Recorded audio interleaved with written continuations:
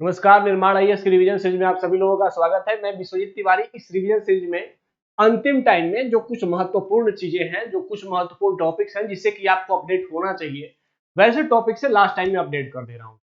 ये topics exam में आपको बहुत ही काम आने वाले हैं। इसीलिए चूंकि मैं अभी आप लोगों को स्वतंत्र छोड़ देना चाहिए था, फिर भी हमारी कोशिश अगर है कि हम आपको कुछ टॉपिक अपडेट कर दें, तो इसका मतलब है कि यह टॉपिक बहुत ही क्रूशियल है आपके एग्जाम के लिए। तो आइए इस टॉपिक की शुरुआत करते हैं। पहला क्वेश्चन है proton beam therapy. Science tech के लिए भी बहुत चर्चा में रहने वाला टॉपिक रहा है प्रोटॉन बीम थेरेपी। इसके बारे में निम्नलिखित कथनों पर विचार करें। पहला स्टेटमेंट है, यह एक प्रकार का विकिरण चिकित्सा है और यह कैंसर के इलाज के लिए एक्सरे के बजाय प्रोटॉन का उपयोग करता है। सेकंड स्टेटमेंट की प्रोटॉन की उच्च गति उच्च ऊर्जा पैदा करती है और यह ऊर्जा प्रोटॉन को शरीर की वंचित गहराई तक ले जाती है। थर्ड स्टेटमेंट, यह शरीर के बाहर एक मशीन से त्वचा के माध्यम से विकिरण को दर्द रहित तरीके से वितरित करता है। उपरोक्त दिए गए कथनों में से कौन सा सही है? देखिए, प्रोटॉन बीम थेरेपी बहुत जरूरी है। यहां से प्रश्न बनने की संभावना बहुत जरूरी है। और कारण क्या है? कारण है भारत में बढ़ते हुए कैंसर रोगियों की संख्या। कैंसर रोगी की संख्या भारत में बहुत तेज गति से बढ़ रही है। ऐसे में कैंसर के उपचार के लिए जो भी नई टेक्निकल डेवलपमेंट्स हो रही हैं, उनसे प्रश्न बनने की संभावना बहुत अधिक है। और इसी संदर्भ में प्रोटॉन बीम थेरेपी एक महत्वपूर्ण टॉपिक है। ठीक है, तो आप लोगों ने इसका उत्तर सोच लिया होगा अगर आप लोग जानते होंगे तो। आइए इसको देख लेते हैं, प्रोटॉन बीम थेरेपी क्या है। ये बेसिकली न्यूज में क्यों था भाई? कि न्यूज में इसलिए था क्योंकि भारत ने इसके लिए कोई भी सरकारी सुविधाएं, अभी भारत में प्रोटॉन बीम थेरेपी उपचार सरकारी स्तर पर इसको संचालित नहीं किया जा रहा है। और यह एक लैकिंग है, यह एक कमी है। सरकार को इस संदर्भ में ध्यान देने के लिए लोग सुझाव दे रहे हैं। प्रोटॉन थेरेपी है क्या भाई? कि इसे प्रोटॉन बीम थेरेपी कहा जाता है। यह एक प्रकार की विकिरण चिकित्सा है, मतलब रेडिएशन से आपके कैंसर का इलाज किया जाता है। यह कैंसर के इलाज के लिए एक्सरे के बजाय प्रोटॉन का उपयोग करता है। मतलब कि इससे पहले जब प्रोटॉन बीम थेरेपी का यूज हो रहा है, उससे पहले या अन्य जो चिकित्सक कैंसर का इलाज करते हैं, सॉरी, तो वो कैंसर के इलाज में वो एक्सरे का उपयोग करते हैं। लेकिन यहाँ पर एक्सरे के बजाय, एक्सरे के स्थान पर प्रोटॉन का उपयोग किया जाता है। ठीक है, अब यहाँ ध्यान देना ये है कि हम सभी, अगर आप लोगों ने साइंस पढ़ा होगा, तो प्रोटॉन कैसा कण है? प्रोटॉन एक पॉजिटिव चार्ज आवेशित कण है। मतलब प्रोटॉन पर पॉजिटिव चार्ज होता है। यह धनात्मक चार्ज एक कण है और इसकी ऊर्जा बहुत अधिक होती है। और ऐसे में ये कैंसर कोशिकाओं को, अगर प्रोटॉन को कैंसर कोशिकाओं पे छोड़ा जाए तो ये कैंसर कोशिकाओं को नष्ट कर सकता है। ठीक है, तो इसीलिए एक्सरे विकिरण की तरह प्रोटॉन थेरेपी एक प्रकार की बाहरी चिकित्सा विकिरण की तरह यूज होता है। और ये ध्यान रखना है कि ये दर्द राहत तरीके से, मतलब जब प्रोटॉन विकिरण छोड़ा जाता है शरीर पर, जहां पर कि जो हमारे डेड सेल हैं या फिर कैंसर सेल हैं, उन सेल पर छोड़ा जाता है, तो वो हमें दर्द की अनुभूति नहीं कराता है। इसके लिए भी प्रोटॉन विकिरण एक अच्छी चिकित्सा पद्धति मानी जाती है। इसके लिए किया जाता है कि एक उपकरण से, एक मशीन से, जिसे सिंक्रोट्रॉन या साइक्लोट्रॉन मशीन कहा जाता है, इस मशीन के माध्यम से प्रोटॉन को वहीं पर जाकर के छोड़ा जाता है शरीर के अंदर जहां पर कि वो कैंसरस सेल उपस्थित है। तो शरीर के अन्य हिस्सों को प्रभावित किए बिना सीधे कैंसर से प्रभावित सेलों को ही नष्ट करता है। और इसीलिए प्रोटॉन बीम थेरेपी अभी बहुत अधिक चर्चा में है। यहां से प्रश्न भी बन सकते हैं। तो अब आ जाते हैं प्रश्न पे। ये एक प्रकार की विकिरण चिकित्सा है। यह एक्सरे के बजाय प्रोटॉन का उपयोग करती है, सही है। उच्च गति और उच्च ऊर्जा पैदा करती है, यह भी सही है। और यह हमारे शरीर में इसको अंदर गहराई तक लेके जाता है। यह शरीर के बाहर एक मशीन से त्वचा के माध्यम से विकिरण को दर्द रहित तरीके से वितरित करता है। तीनों के तीनों स्टेटमेंट सही है। इसका मतलब डी आंसर है। आंसर क्या है, इससे जानने से ज्यादा जरूरी है कि आपको यह जानना है कि प्रोटॉन बीम थेरेपी क्या है। यह कैंसर के इलाज करने की एक नई तकनीक है जो एक्सरे टेक्नोलॉजी के को रिप्लेस करके प्रोटॉन को उपयोग करती है। अब प्रोटॉन के बारे में हो सकता है यूपीएससी पूछ ले कि प्रोटॉन कैसा कण है। ठीक है, तो ये सब प्रोटीन के बारे में थोड़ा सा बेसिक अगर आप देख सकें, हालांकि नहीं देखेंगे तो भी, अब लास्ट टाइम में इसको लेकर के मैं कोई फोर्स नहीं करता, लेकिन ये तो जान ही लीजिए कि प्रोटॉन एक धनात्मक कण है। ठीक है, और ये तरीका आप जान लीजिए कि कैसे काम करता है।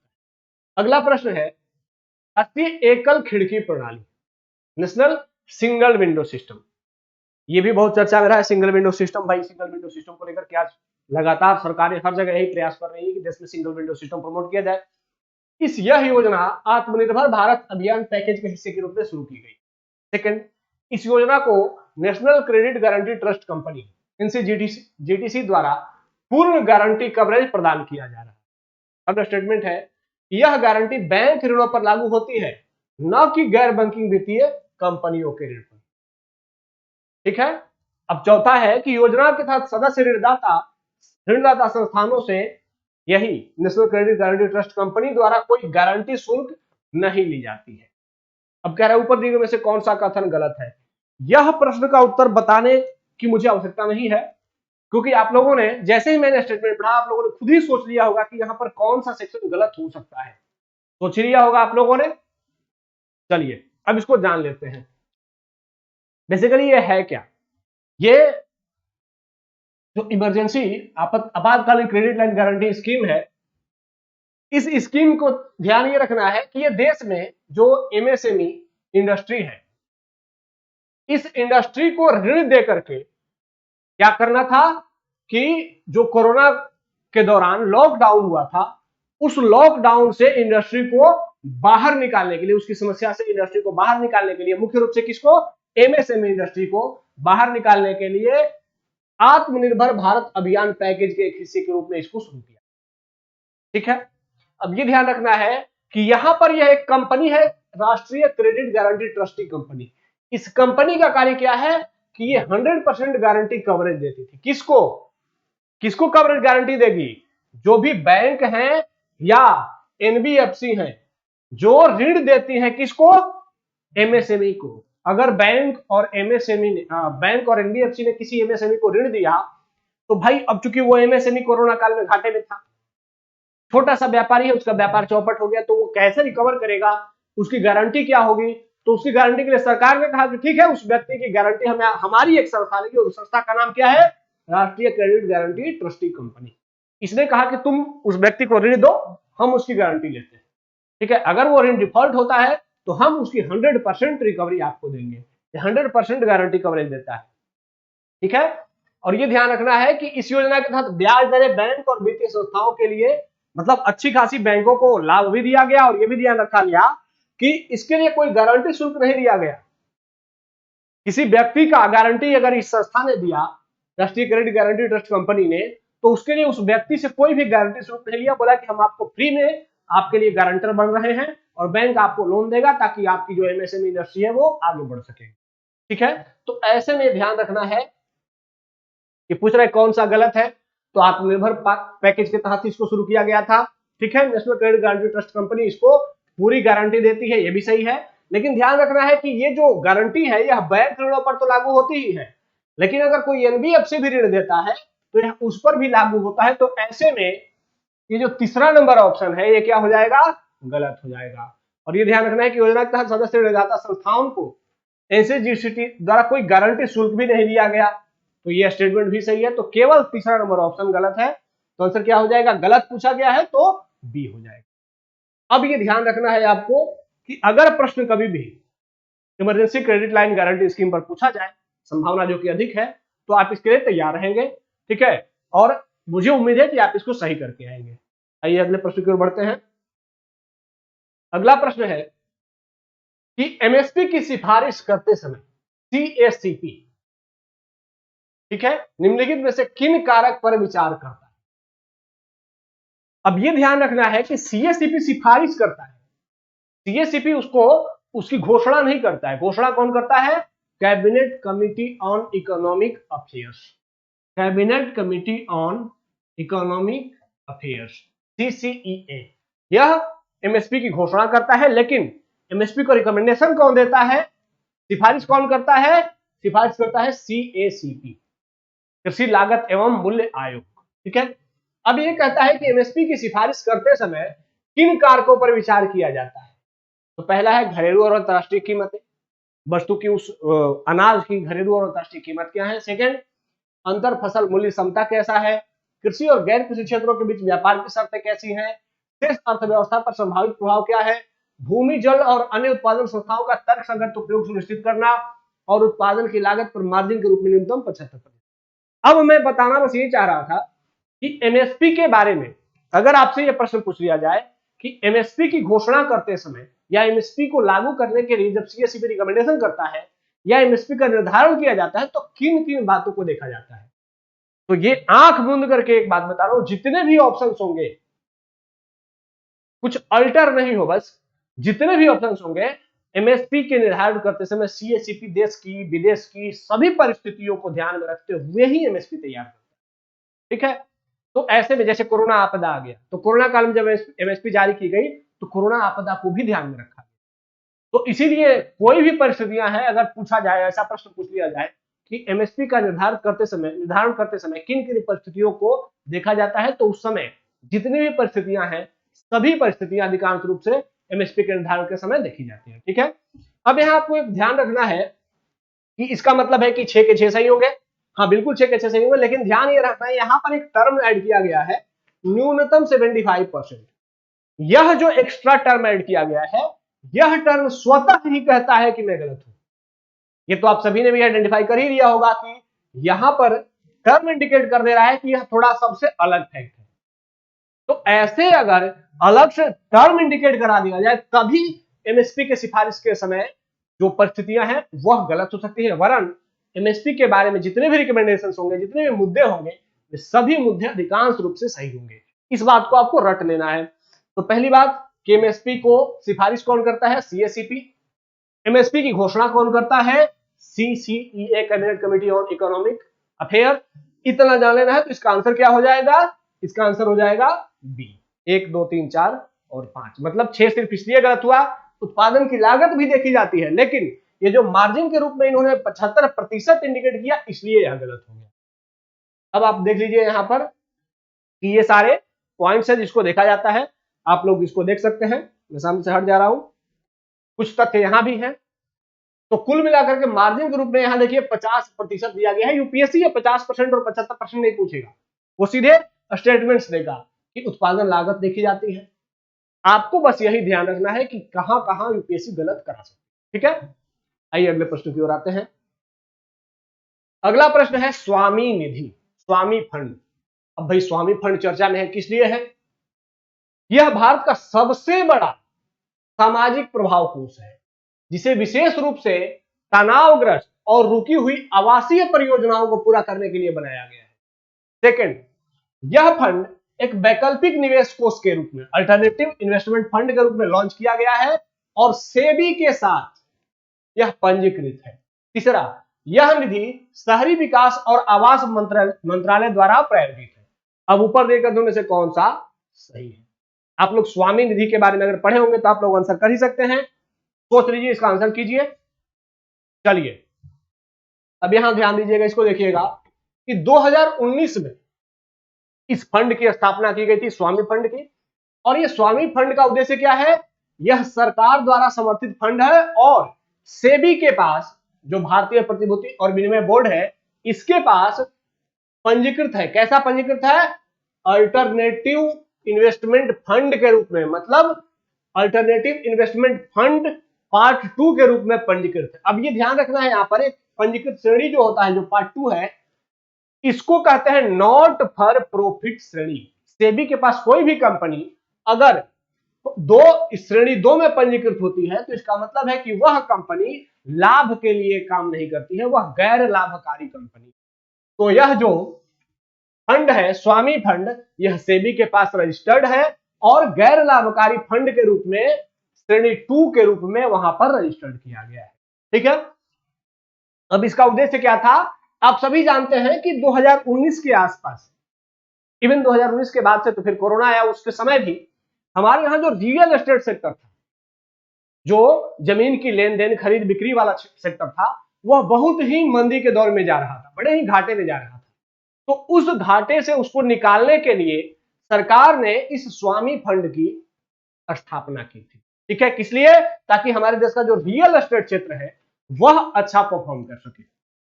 अब यहां यह ध्यान रखना है कि इसमें रियल एस्टेट सेक्टर में जो कि तरलता की कमी हो गई थी, इसके लिए सरकार ने यह प्रयास किया है और इसमें सरकार ने एक फंड बनाया। तो फंड कहां बनाया गया है?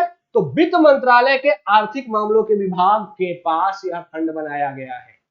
ठीक है, तो ये ध्यान रखना कि स्वामी फंड किस मंत्रालय के अंतर्गत आता है? फाइनेंस मिनिस्ट्री वित्त मंत्रालय के अंतर्गत आता है, और वित्त मंत्रालय के अंतर्गत भी आर्थिक मामलों के विभाग के द्वारा उसको मैनेज किया जाता है। इतनी जानकारी आपको पर्याप्त होगी इस प्रश्न का उत्तर देने के लिए। अब प्रश्न पे आते हैं। तो भारत के सबसे बड़ी सामाजिक प्रभाव, ये ध्यान रखना है कि ये सारी की सारी चीजें आपको याद होनी चाहिए। ठीक है, ये लास्ट एग्जाम का टाइम है, एक ही बार देखिए और याद कर जाना है, कुछ और दिमाग ज्यादा परेशान नहीं होना है। प्रश्न पे आते हैं। यह भारत का सबसे बड़ा सामाजिक प्रभाव कोष है, जो कि विशेष रूप से तनावग्रस्त और रुकी आवासीय परियोजना पूरा करने के लिए बनाया गया। ध्यान ये रखना है कि यह भारत में तनावग्रस्त और रुकी हुई आवासीय परियोजनाओं के लिए तो अवश्य लाया गया है, लेकिन यह भारत का सबसे बड़ा सामाजिक प्रभाव कोष नहीं है। इससे पहले भी सरकार ने बड़े बड़े सामाजिक प्रभाव कोष फंड बना रखे हैं, तो ये पहला ऑप्शन गलत हो गया। अल्टरनेटिव निवेश फंड तो यह है ही, और सेबी के पास पंजीकृत भी है, यूपीएससी भी यही पूछेगा। ठीक है, तो सही हो गया। अच्छा नहीं सॉरी, इसको एडिट हटा देते हैं कि भारत का सबसे बड़ा फंड और सेबी के पास पंजीकृत है, और मंत्रालय कौन सा है? शहरी विकास मंत्रालय जो है, ये गलत है। यहां पर क्या हो जाएगा? वित्त मंत्रालय हो जाएगा। ठीक है, तो वित्त मंत्रालय सही है। तो इसका मतलब है कि यह भारत का, ये ध्यान रख लेना है, ये मैं थोड़ा सा गलत बोल गया था, यह भारत का सबसे बड़ा सामाजिक प्रभाव कोष है, ये याद कर लेना, इसीलिए यह प्रश्न भी बना है। तो बोलते समय भटक गया था। तो पहला और दूसरा दोनों सही है, तीसरा मंत्रालय है तो गलत है, तो इसका आंसर क्या हो जाएगा? ए हो जाएगा। तो ऐसे में जो भी चीजें हैं आपको अभी याद ही हो जानी है लास्ट टाइम में। ठीक है, आइए आगे बढ़ते हैं। अगला प्रश्न है प्रतिचक्रीय राजकोषीय नीति। अब भाई ये राजकोषीय नीति के संदर्भ में ये शब्द है और बहुत अधिक चर्चा में है। काउंटर साइक्लिक फिस्कल पॉलिसी क्या है ये? तो कह रहा है कि सरकार तेजी के दौरान, जब अर्थव्यवस्था में तेजी होती है, तो अर्थव्यवस्था को स्थिर करने के लिए प्रतिचक्रीय नीति का उपयोग करती है। सेकंड, प्रतिचक्रीय नीति में सरकार आर्थिक मंदी के दौरान खर्च बढ़ाती है और करों को कम करती है। दो स्टेटमेंट हो गए, अब बताना है कि दोनों में से सही कौन सा है। ठीक है, आप लोग सोच लीजिए इसका आंसर। देखिए, काउंटर साइक्लिक फिस्कल पॉलिसी का मतलब होता है कि अगर देश की अर्थव्यवस्था में अचानक से बहुत तेज गति से उभार आ गया, बहुत तेजी आ गई अर्थव्यवस्था में, तो जब अर्थव्यवस्था में अचानक बहुत तेजी आती है तो अर्थव्यवस्था के बहुत सारे क्षेत्र प्रभावित हो सकते हैं नकारात्मक रूप से। इसीलिए बहुत तेज अर्थव्यवस्था को संतुलित करने के लिए, उसको कंट्रोल करने के लिए सरकार क्या करती है? अर्थव्यवस्था में बहुत तेजी का कारण ढूंढती है। तो अर्थव्यवस्था में बहुत तेजी है तो इसका मतलब क्या है कि बाजार में मुद्रा की आपूर्ति बहुत अधिक है, लोगों के पास पैसे बहुत अधिक है, तो अर्थव्यवस्था बहुत फास्ट काम कर रही है। तो बहुत अधिक मार्केट में पैसा है तो महंगाई भी बहुत अधिक होती है। तो ऐसे में अर्थव्यवस्था तो बहुत तेज गति से काम कर रही होती है, लेकिन महंगाई बहुत तेज गति से बढ़ जाती है, इसीलिए वस्तुएं जो गरीब लोग हैं उनके पहुंच से बाहर हो जाती है। तो ऐसे में सरकार क्या करती है? वो जो बहुत तेजी आ गई है मार्केट में, उसको कंट्रोल करने के लिए मार्केट से पैसे को निकालना शुरू कर देती है और उसके लिए टैक्स को बढ़ा देती है, अपने राजकोषीय खर्च में कमी कर देती है। ठीक है, जन कल्याणकारी कार्य जो सरकार खर्च करके बाजार में पैसा देती है उसको भी कमी कर देती है। ऐसे में आरबीआई भी क्या करता है? अपने ब्याज दरों को बढ़ा देता है ताकि बाजार से पैसा निकल के आरबीआई के पास चला आए। तो इस तरीके से जब बाजार बहुत तेज गति से आगे बढ़ रहा होता है तो उस समय बाजार को कंट्रोल किया जाता है। और जब देश में क्या हो? जब देश में मंदी का दौर हो, जब देश में मंदी का दौर है, लोग कुछ खरीद नहीं रहे हैं, लोगों के पास पैसे नहीं है, वस्तुएं तो सस्ती है लेकिन लोग खरीदार ही नहीं है क्योंकि पैसे नहीं है, तो ऐसे में सरकार इस पॉलिसी का यूज करके क्या करती है? मार्केट में पैसे की सप्लाई बहुत तेज गति से करती है। इसलिए सरकार क्या करती है? अपने करों में कमी कर देती है। तो टैक्स कम हो जाएगा तो लोगों के पास पैसा ज्यादा बचने लगेगा, सरकार राजकोषीय खर्च बढ़ा देती है, फिर सरकार जन कल्याणकारी कार्य करने लगती है, सड़क रोड रेल ये सब बनाने लगती है, तो इससे लोगों को रोजगार मिलता है, पैसा मिलता है, तो बाजार में मुद्रा की आपूर्ति बढ़ जाती है। आरबीआई भी अपने ब्याज दरों को कम कर देता है, तो इससे आरबीआई के पास से पैसा निकल करके बाजार में जाने लगता है। तो इस तरीके से काउंटर साइक्लिक पॉलिसी का क्या मतलब है? प्रतिचक्रीय राजकोषीय नीति का कि मंदी के दौरान अर्थव्यवस्था को संतुलित करके संतुलित बनाए रखे ताकि आम गरीब लोगों की पहुंच में चीजें बनी रहे, और अगर मंदी है तो मंदी के दौरान अर्थव्यवस्था को तेज गति से आगे बढ़ाने के लिए मार्केट में मुद्रा की आपूर्ति बढ़ती। इसको कहते हैं प्रतिचक्रीय राजकोषीय नीति। ठीक है, अब यहां स्टेटमेंट देखते हैं। सरकार तेजी के दौरान अर्थव्यवस्था को स्थिर करने के लिए प्रतिचक्रीय नीति का उपयोग करती है, ये स्टेटमेंट सही है। सेकंड, प्रतिचक्र नीति में सरकार आर्थिक मंदी के दौरान, मंदी है इसके दौरान खर्च बढ़ाती है और करों को कम कर देती है। अब मंदी है तो क्या करना है, बाजार में पैसा डालना है, तो बाजार में पैसा डालने के लिए आपको क्या करना है, सरकार अपना खर्च बढ़ाती है। तो सरकार खर्च करेगी तो पैसा बाजार में चला जाएगा, लोगों के पास पैसा आएगा तो मंदी कम होगी, और साथ ही कर में कमी कर देगी तो कर जो कि आप पहले कर देते पैसा केंद्र सरकार के पास चला जाता है, वो कर कम कर दिया सरकार ने तो कुछ पैसा और बचने लगा आपके पास। तो दोनों के दोनों स्टेटमेंट क्या है, सही है। तो इसका आंसर क्या हो जाएगा, सी। अब आप लोगों को प्रतिचक्रीय राजकोषीय नीति समझ में आ गया होगा, चीजें समझ आ गई हैं, वही सेम चीजें लिखी हैं, आप लोग देख सकते हैं इसको। ठीक है, अगला प्रश्न, आपदा जोखिम न्यूनीकरण के लिए राष्ट्रीय मंच, national platform for disaster risk reduction. ठीक है, अब ये चूंकि भारत इसमें बहुत बड़ा भागीदार है, डिजास्टर के संदर्भ में भारत बहुत बड़ा काम कर रहा है, बहुत बड़े बड़े मंचों पे इसको डील कर रहा है। यह भारत सरकार द्वारा गठित एक बहुहितधारक मंच है। सेकंड, एनपीडीआरआर, यही इसकी अध्यक्षता भारत के प्रधानमंत्री करते हैं। तीसरा, इसका एक उद्देश्य राष्ट्रीय आपदा प्रबंधन नीति की समीक्षा करना है। अब ऊपर देकर दो में से कौन सा सही है बताना है आपको।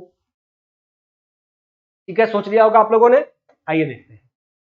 भारत के प्रधानमंत्री ने नई दिल्ली के विज्ञान भवन में आपदा जोखिम न्यूनीकरण के लिए राष्ट्रीय मंच के तीसरे सत्र का उद्घाटन करेंगे अभी हाल ही में। 2013 में इसका गठन किया गया था।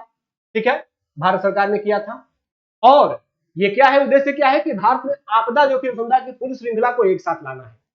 आपदा जोखिम श्रृंखला का मतलब है कि आपदा पूर्व प्रयास, आपदा के समय प्रयास और आपदा के बाद प्रयास, इन तीनों प्रयासों को सभी मंत्रालय जो कि आपदा से जुड़े सबको एक साथ एक मंच पर लेकर के आना। अब इसकी अध्यक्षता कौन करता है, केंद्रीय गृह मंत्री। ठीक है, और गृह मंत्रालय में आपदा प्रबंधन का जो राज्य मंत्री है उसका वो असिस्टेंट होता है। अब ये ध्यान रखना है कि यहां से आपको जो भी प्रश्न बनने थे उसका आंसर हो गया कि 2013 में स्थापित हुआ।